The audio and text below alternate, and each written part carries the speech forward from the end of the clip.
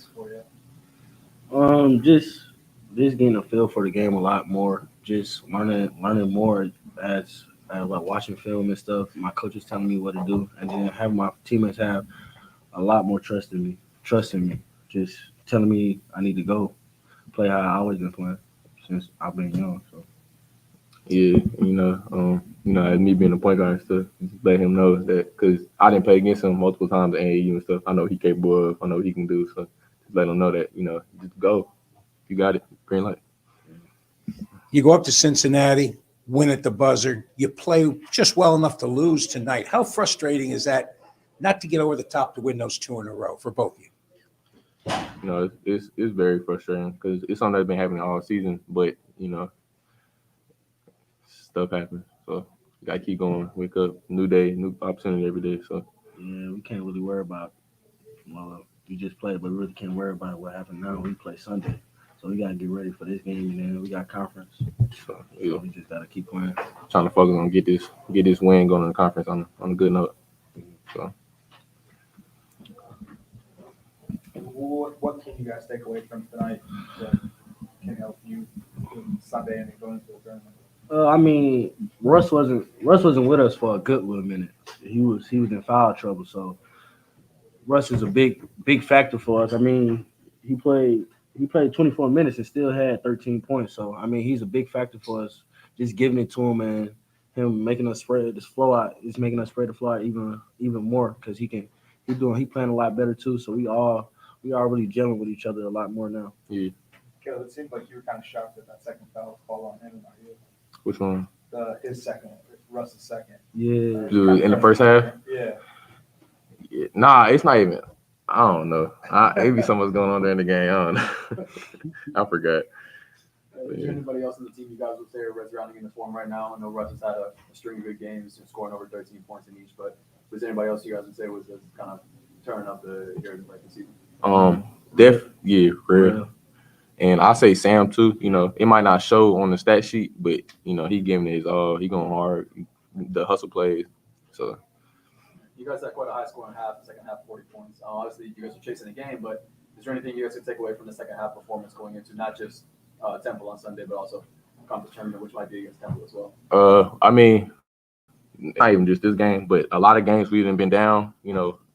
Say we down like 7 points, like 3 minutes ago. We have a sense of urgency. More than we ever do, really. Like I really need to find a way to come out like that same intensity and pressure. You just pick up the ball full court, just those stuff. Because when we're down, when it's a close game, it's like 2 minutes left. We always find a way to put ourselves in position to, cut it even closer. You feel me? So It's just about having that all game. Guys, do you think the Achilles heel of this team this year is the last 2 minutes before halftime and 2 minutes coming out? Yeah. Yes. As you can see, you got a lot of the games we didn't play in, teams and came out hot to start the second half, and got to call a timeout. Now we were trying to work back instead of trying to maintain a lead or whatever it is. It's always hard to play catch up. It's always hard to play catch up, especially when you had the lead with 2 minutes ago and going into the second half, and then they get a stretch of they don't score 9 points and now we down by 2. So it's always hard. And it changed like that. Like it happened so fast. College basketball crazy. Yeah, it is. Javon, his last game in this building, just, how much has he meant to this program and how much of an impact can a one-year guy like him have, with what he did at George Mason and bring some of that here? Just how much has he meant to this program? He meant a lot, still means a lot because, we're not finished. But I know the season ain't been going, of course you want to win more games and stuff, but he first, like off the court, he's a good dude, cool guy. Everybody love him and stuff. And then on the court, he got his own game. So he can shoot. Yeah, Vaughn always been. As soon as when he first got here, we all connected with each other. So it wasn't never no hard feelings with each other. So with him, even tonight, him getting fouled out, it really hurt. It hurt all of us just to seeing him getting fouled out because how much he means to us and how much we care for him. Just to see just to see him, not even no matter we win or not, just to see him play his last few minutes out. Yeah. would have been great for us. That is one thing I can't say, because I didn't know he fouled out, but I seen him walking off the court, untucking his jersey. I was like, damn, he don't get it back because it's his last year. So that's when I really just thought about it. Like, Yeah, hit me too. Yeah, so- Never know when the basketball drop. If Tua doesn't get in foul trouble in the first half, do you think they get as many points No. in the paint? No. Russ is big, like he's humongous. So like just by having him even there, just give other players just, oh, he right there. I might not want to throw the lob, or I might not want to float it up because he's so big and you can't really see over him when you're a little guard and trying to float it and try to hit it in the basket. So when he's in the game, you see he changes a lot. Memphis is a team that turns the ball over more than anybody in the conference, and they only managed. You guys only managed to turn them over six times tonight. And you guys yourself averaged almost 13 turnovers a game as the other defense. So, is there anything that changed tonight? Anything that they did differently that kind of flipped those two stats on their head? I mean, I don't know. There's multiple answers to that for real. You can say they took care of the ball, or we ain't apply enough pressure on defense. You know what I mean? So I feel like we did a great job of trying to make them force turnovers, but I mean, sometimes you have a good game of just not turning the ball over. I mean, I feel like we did a good job on the defensive end. it was some stuff we need to tighten up on, like getting wide open shots in the middle and when we were in zone and stuff. So just little stuff. It's always something little every game, but it's emphasis on that little thing though. You know what I mean? Like it could be something like turnovers and like rebounding, not cutting out offensive rebounds. Is that your team's identity? Is it the defensive end? Talked to Coach a couple of weeks ago about this, and he said, look, this is where this team starts, is defense. So in your opinion, guys, is that where it starts for you guys, defense? Yeah, I feel like when you sit down on the defensive end, you become I don't think nobody can really mess with us on that defensive end because we play so hard, and we all know that defense leads to offense. So we try our best to just sit down and lock up on defense just to keep us in games. Thank you, guys. Thanks, guys. Appreciate it.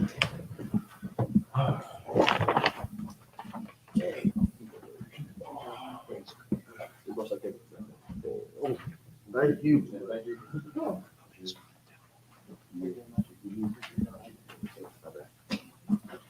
Coach will be in shortly. Thanks,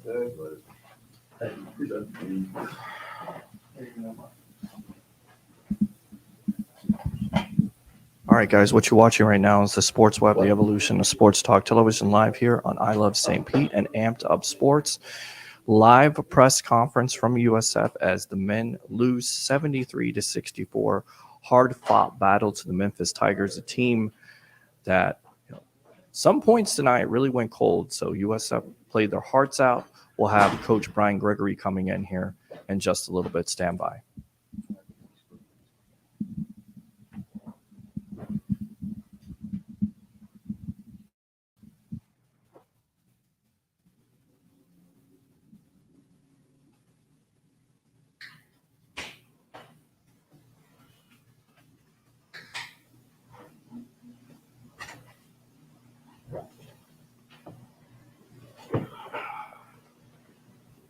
Head Coach Brian Gregory, take an opening statement and then take your questions.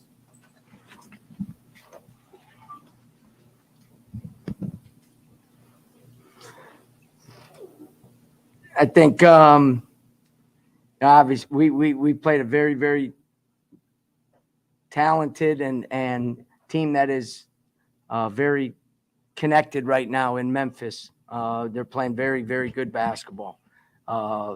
Physical around the glass. Their guards are playing well for them right now. And, obviously a team that I believe is an NCAA tournament team that can win games in the NCAA tournament. They're talented enough. They're old enough. Nolly's a fourth-year senior. Williams is a fifth-year. Lomax, fourth year. Quinones, a junior. Harris, fifth year or fourth year. Can't figure that out anymore. And their one freshman is a top 10 pick in the draft, so they're very, very good. And to give our guys credit, they played extremely hard, fought, battled. I thought the two key points in the game were the last couple minutes of the first half with a couple of those live ball turnovers that led to baskets. And then we broke the press and had a really good wide open three. And those are the shots you got to make. You got to make that.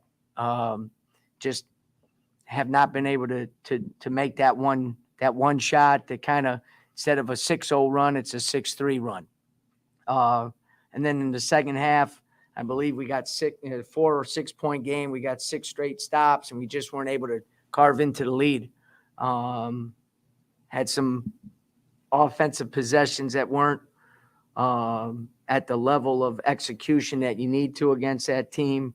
And then we had a couple good shots we just didn't make.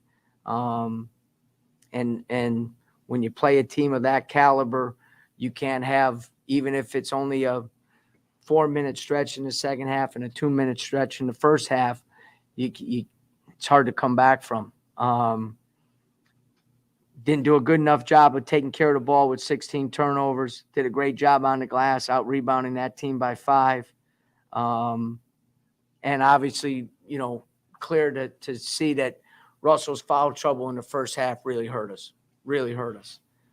Because as teams extend out, you got to be able to get the ball inside. And not only inside in terms of on post feeds, but on drives as they go for blocks. You got to have someone you can drop the ball off to and score. And Russ obviously did that in the second half for us. Coach, you talked about out-rebounding them. In the second half, you out-rebounded them. You held them to, I think, 39% shooting. Yep. Could you talk about your defense? Well, I mean, the last 2 games, Cincinnati game and this game, and really, in the last 7-8 games, we've played our best basketball. We're playing pretty good. There are certain times in games, where you either got to make a shot. As I said, in the Cincinnati game, that's what we did. We're up 1, Chaplin hits the 3. Those are the shots we have not been able to hit all year long. We had a good look at the 3 in the first half. We had a couple good looks in that second half in that run. But the one thing that has remained pretty constant is we are getting better defensively. Obviously, we're playing with some more physicality on the defensive end. Made an adjustment on the ball screen stuff, which was very effective.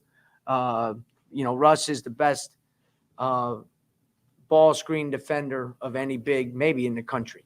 I mean, he's just, phenomenal at it in terms of being able to help the guard. Our guards are slight, you know what I mean? So sometimes on those ball screens, they get wiped out. And Russ is there to help and still get back and cover his man. So our defense in the second half was really, really good. And our rebounding was exceptional for the most part. Obviously, Duran got loose a couple of times. A couple of them was against his zone. And a couple of them were on putbacks, which it's hard because he's so big. He gets you deep. If he misses the shot, you're kind of caught underneath the rim. So he's going to, like I said, there's a reason he's a top 10 player in the draft. And he was able to get 4 offensive rebounds, second chance points, 7 to 9, so we did a great job on the glass. But 21 to 4 points off turnovers, that's the difference in the game. And they lead the conference. You look at they had 8 tonight. They just kind of stab at the ball. Yeah. What did you say? Yeah, you got to be strong. The thing that they do is they test your focus and your discipline. You have to be very focused every single possession. We had done a good job in our press breaks, and then all of a sudden they get 2 at the end of that, in that last 2 minutes, and it was both were just lack of focus. You can't spin dribble in the middle of the court against a press. You can't enter the ball from 40 feet away from the basket to the wing against a hard pressure. And it's just, they test you on that. And give Murphy credit, he has 8 assists and 1 turnover. He was dialed in terms of what he needed to get done offensively. I took him out in the first half because there was a couple possessions. We're better when we're organized and then from the organization be able to make plays. And at times I didn't think we were as organized as we needed to be. And then he came back after that and was fantastic the rest of the game.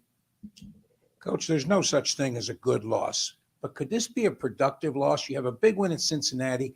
You play a really good Memphis team down to the wire. When you show the film to the kids tomorrow, do you go, hey, we're not that far away? Well, I mean, if you take a look, like I said, you know, outside of the Tulane game here during that 6-game stretch, every game with 8 minutes to go in the game has been a 1 or 2 possession game. You know what I mean? And we're close. You got to be able to make some plays. You got to be able to make some plays. And in our case, what it ends up being, you got to be able to make a couple shots. You know what I mean? You got to be able to make a couple shots. Like, you know, Murphy hits the 3 at the shot clock. Those are plays. You got to make 2 or 3 of those in a game against a team like Memphis, you know? So we are playing better. Yeah, obviously you see our guys, they're fighting and scrapping, and we're getting some good basketball from Corey Walker. Sam Hines did a really good job on Landers Noli, you know, playing more on the wing, defending on the wing. I thought he did a good job. Obviously Russell is you know, playing at a very high level right now. Chap's just getting back from the injury, so he did some good things. But yeah, we got to build on it. You got to build on it, and you got to go out there and compete on Sunday in a tough environment at Temple. The guys said when Javon fouled out, they kind of hit him. That, you know, hit them in particular. That, you know, this was the last time he was gonna you know, play basketball on that court. Just how much has he meant to you as a senior, and how much of an impact can a one-year guy like that have? Yeah, I mean, obviously, you know, one of the challenges now in as a coach is, you know, you have senior night and the guy's played 30 games for you. You know what I mean? So the relationships, even though they're strong, they're just not as deep, you know. And myself and every other coach around just has to kind of get used to that. But he made a commitment to us last spring. And I always say, you know, those guys who did that, they have a special place in my heart. You know what I mean? And he's given everything he's got for us. You know what I mean? He's had some struggles shooting the ball, but it has not impacted his daily habits and what he does for us. Obviously, I think he's one of the best defenders in our league. Had an unbelievable defensive effort the other night against DeJulius. Did a great job on him. Did a great job on home against Central Florida. I mean, he shut down some very, very good offensive players. And again, you know, Quinones, he was on him, got him in foul trouble. You know what I mean? It just, you know, he brings it every day. He brings it every day. He's got a positive attitude. He works. I love his work ethic. You know, and so it's hard. It's hard when, you know, you don't get the tangible results that you want for the work that you put in, but that's also part of the process that you have to go through and understand. If you keep working, good things are going to happen to him, and he's got a bright future in basketball. Corey and Russ have really kind of stepped up over the last month. What's clicked for both of them? You know, Russ coming in last year was kind of finding his footing. He's really found it. And Corey kind of coming back and being effective. Yeah. In the last 5-6 minutes. Well, 2 different reasons for the 2 different guys. Russ has done a really good job of embracing, as big as he is, playing even more physical, finding bodies inside and posting bodies. He had a tendency to post away from contact and catch the ball too far out. And now he's got to put the ball on the floor and all that stuff. He's done a good job of turning every ball screen into a seal-off. He seeks contact now. And when he seeks it and gets it, he holds that contact now. He's gained more confidence because of that. In turn, our team has gained more confidence in him. He was shooting under 50% in the 40s prior to basically going into the Tulsa game at Tulsa.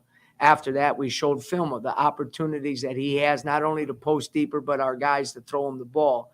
It took a turn after that. He shot the ball better from the free throw line. So now when he gets fouled, it's not an empty possession going up to the line and missing 2 or going 1 for 2. He's always put in the work. His biggest obstacle was just experience and playing, because he hasn't had the same experience as a lot of the guys on our team where they were playing basketball when they were 6, 7 years old.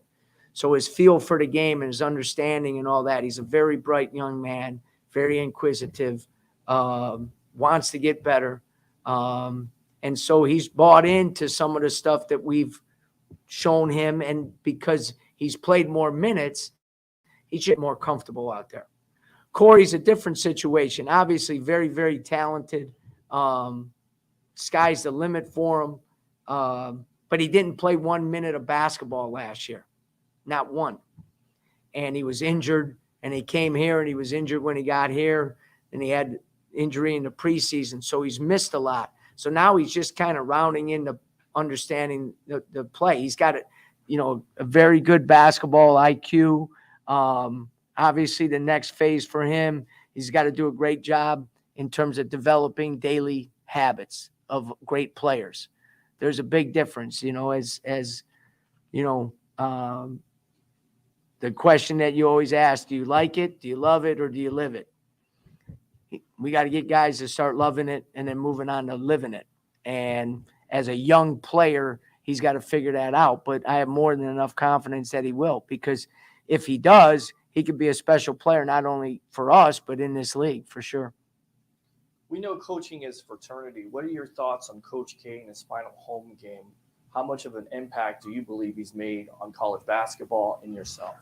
Well, I'll tell you 2 quick stories. I'm very fortunate to have played in the game that Coach K won and moved to his first Final Four. That was a Navy team that he beat, and I actually played about 45 seconds in that game. All right. Took a charge and shot an air ball, so it was a hell of a game for me. But it was you knew then, as a opponent, that was a special team and something special was starting there. You know what I mean? With Amaker and Dawkins and Billis, and Allery and those guys. They were, you could tell, you know what I mean? You could tell. And then obviously I've been very blessed to be able to compete against him in games and spend time with them at league meetings and different things like that. And one of the first calls I got when my time at Georgia Tech ended was from Mike. And people don't understand he does that stuff all the time. Obviously he's made college basketball a better place. He's impacted lives. You coach to transform people's lives, and he's done that. Now he's won a gazillion games in the meantime as well. You know what I mean? And he is as good a person. I've been fortunate to start my career under Judd Heathcote, whose number one priority was other coaches outside of his players. He was for the coaching profession. That's what Mike Krzyzewski's been. He is all about the coaching profession and the people in it. And he's a fierce competitor. There's no doubt about that. But you take a step back, and as a coach, you feel very fortunate to be able to be in the same profession as him, but also to have some competitive situations against him as well. But the amount of respect that you have for what he's done, not just as a coach, the success, but you look at the men that he's produced, it's off the chart. Yeah, it's amazing. It'll never be done again, ever. You can mark it, never. That doesn't mean someone won't win more games, but no one will have it what he's done. Not a chance. Coach, now you got to go to Temple. Yep. It's been a house of horrors for you. It's hard not to play there. You can't even pronounce the name of the arena they're in. Right. Fran leaves, but they don't miss a beat. What is it about Temple that gives you trouble? Well, they just they're tough. You know what I mean? Aaron has done a really good job. Obviously, they were young and so forth. but he's done a great job of kind of combining the toughness that Coach Shaney had with those guys and kind of the basketball IQ that Fran brought to that team. And so, you know, they're very, very difficult. Now, I think we've won the last 2 games there, I think. And the game before that was a tremendous game. We lost in overtime. Our games have always been like that. You know what I mean? And it's 2 teams that take pride in their defense, take pride in being physical, and then offensively, you got to kind of grind it out for sure. All right, everybody. Good night. All good? Coach. All right. Thank you for Yeah. today. Thanks, guys. Thank you.